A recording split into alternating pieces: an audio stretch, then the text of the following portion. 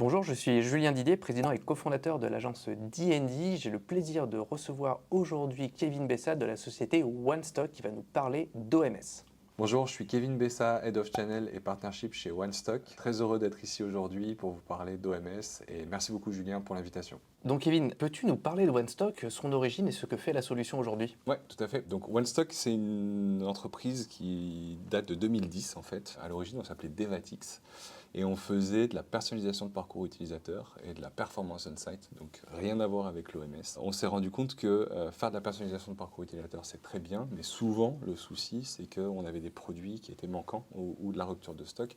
Et on a eu le cas notamment avec Pippa Middleton qui a porté une robe d'un de nos clients au UK qui s'appelle Phase 8, ce qui a évidemment généré énormément de trafic sur le site, une rupture de stock assez rapide et un client frustré qui nous a dit il faut qu'on trouve une solution pour faire en sorte que les produits qui sont disponibles en magasin soient également disponibles sur mon e-commerce pour éviter ce genre de situation. On a réfléchi effectivement à comment on pouvait proposer une fonctionnalité qui permettrait de faire ça, donc de l'unification des stocks. Et c'est là que OneStock est né. Alors à l'origine, OneStock, c'était une fonctionnalité, une feature de Devatix. Et petit à petit, on s'est rendu compte de la puissance et de la pertinence de cette fonctionnalité-là. Depuis 2017, on est vraiment full OMS et 100% de nos clients utilisent notre brique OMS.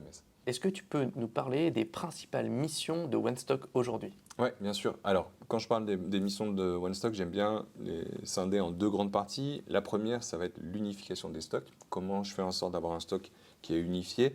Et donc concrètement, comment je fais en sorte que tous mes produits disponibles soient exposés et disponibles sur l'ensemble de mes canaux de vente. Et donc ça, c'est vraiment la première mission, l'unification. Et la deuxième, c'est l'orchestration. Comment je fais en sorte d'orchestrer au mieux chacune de mes commandes pour faire en sorte que d'une part, j'optimise toute l'efficience opérationnelle de chacune de mes commandes.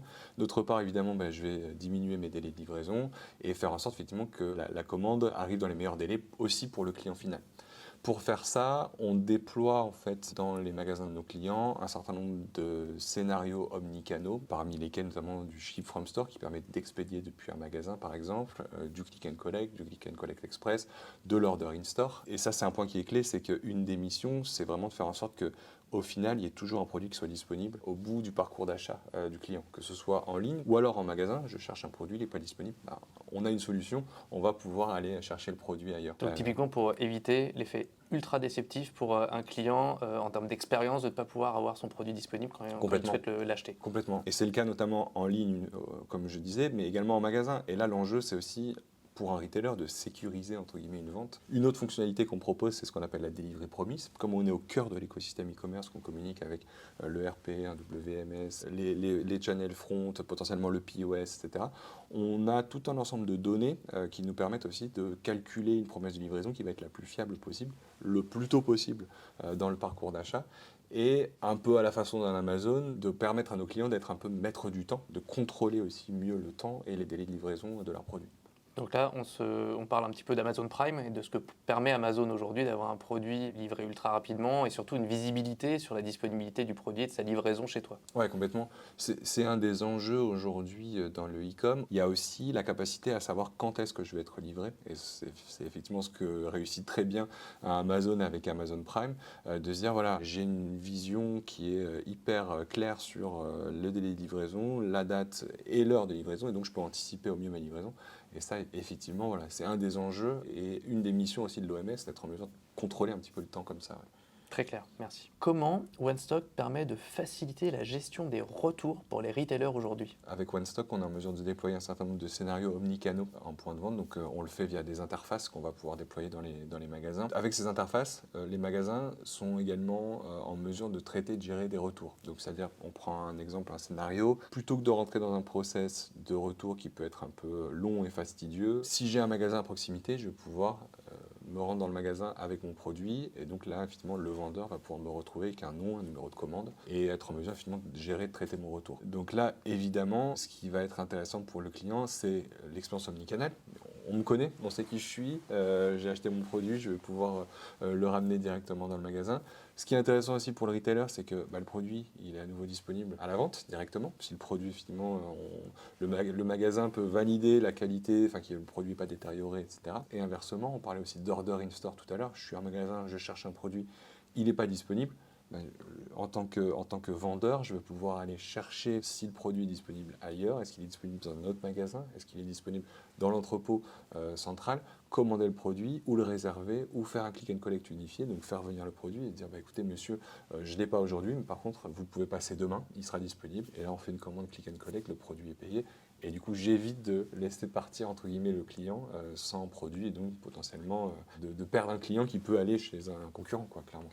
Parce que là, on parle d'expérience omnicanal, mais finalement, c'est une expérience client globale. Tu vois, nous, en tant que prestataire de service, on sait que l'expérience client est extrêmement importante. On met une attention hyper particulière pour apporter un vrai service de qualité aux clients. Je pense que concrètement, aujourd'hui, il y a un vrai enjeu aussi pour les sociétés qui ont des sites web, mais aussi des magasins, de pouvoir avoir une vraie continuité dans cette expérience client et assurer finalement un service qui soit à la hauteur de ce qu'ils donnent, de ce qu'ils proposent en ligne et de ce qu'ils annoncent également en magasin. Le retail et le commerce de manière générale évolue. On a tendance à voir l'OMS comme quelque chose de très back-end, mais ça a un vrai impact aussi sur l'expérience utilisateur dans le sens où, une fois de plus, déjà faire en sorte qu'un produit soit disponible, c'est quand même la base. Quand on est retailer, être en mesure d'honorer des commandes, d'avoir des produits disponibles, c'est quand même la base de n'importe quel retailer.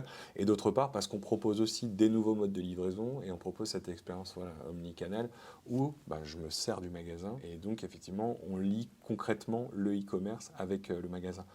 On a des exemples comme ça de retailers qui se servent aussi des ventes e-commerce pour aller ouvrir des nouveaux magasins dans des endroits qui ne sont pas couverts par un magasin. Concrètement, on a beaucoup de commandes qui proviennent d'un arrondissement de Paris ou d'une ville en particulier.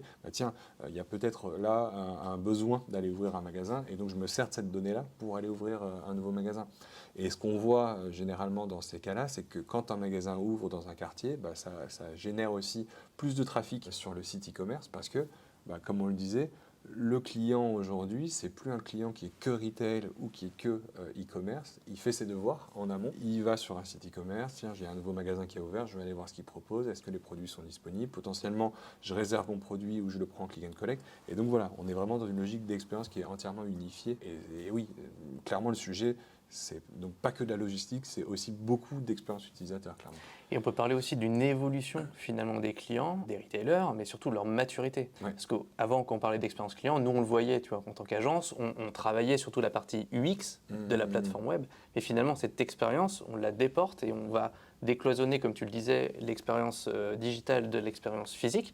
Et ça, c'est vachement lié à l'évolution, clairement, et la maturité de nos clients respectifs qui sont extrêmement exigeants aujourd'hui et qui veulent aller beaucoup plus loin que simplement avoir un joli site ou d'avoir de jolies boutiques. Ouais. C'est d'apporter vraiment une expérience qui soit ultra fluide, sans couture pour le client et qu'il soit client digital ou client physique, finalement, retrouve ça dans cette logique d'omnicanalité qui est vraiment concrète. En fait, on parle d'omnicanalité, il y a des gens qui parlent de ça. Et c'est souvent de gros acteurs. Mais finalement, aujourd'hui, on a beaucoup d'enseignes qui peuvent aller et peuvent prétendre faire de l'omnicanalité avec des outils concrets. Ouais. Et l'OMS répond clairement à cet usage. Ouais, concrètement, plusieurs choses pour répondre à ça.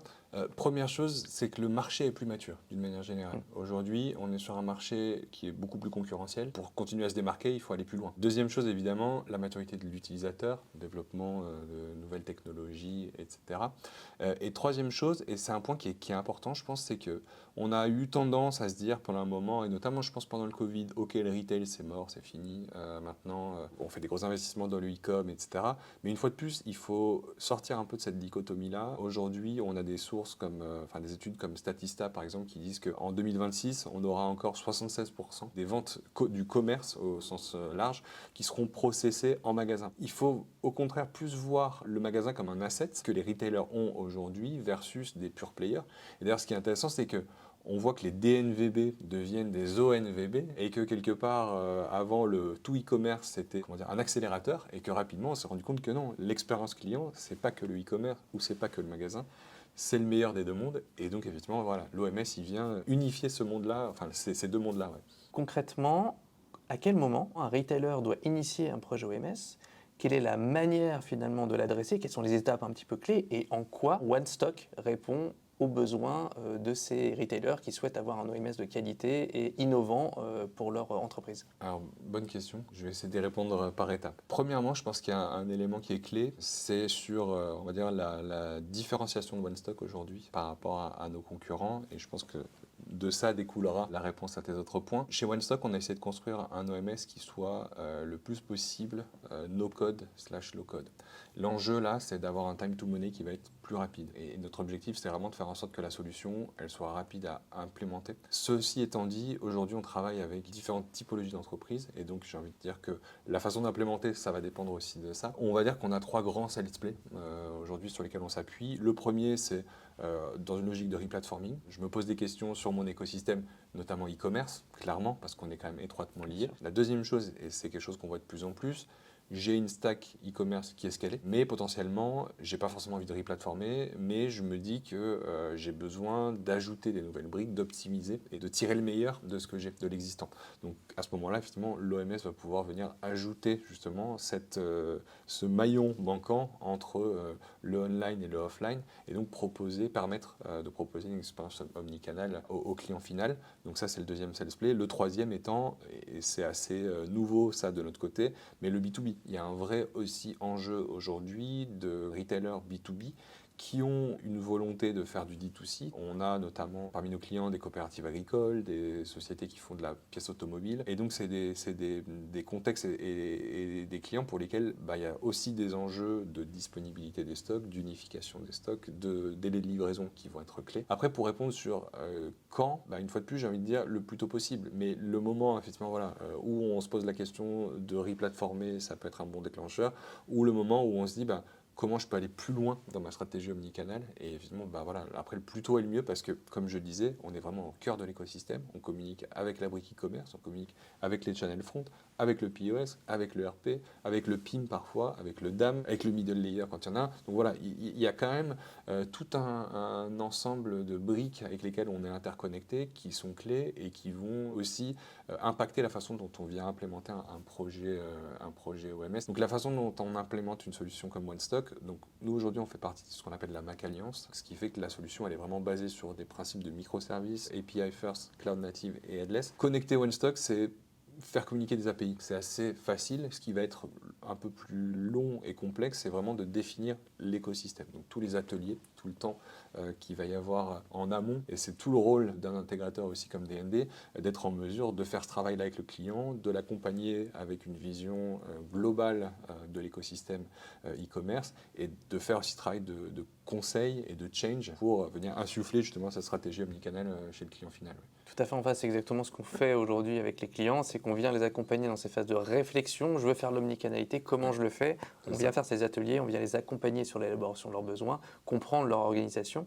On vient après s'assurer du delivery, faire en sorte que tout fonctionne bien avec les API notamment, et puis après assurer la bonne continuité, la bonne intégration dans leur écosystème digital et dans leur organisation globale pour que tout fonctionne extrêmement bien et que l'usage de l'OMS soit centrale pour leur activité business. J'aime bien finir nos interviews avec un petit mot de la fin.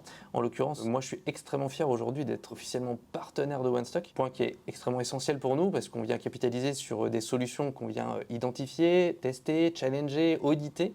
Et ce partenariat est très structurant pour l'agence aujourd'hui et je suis très fier en tout cas et ravi d'avoir pu faire cette interview avec toi.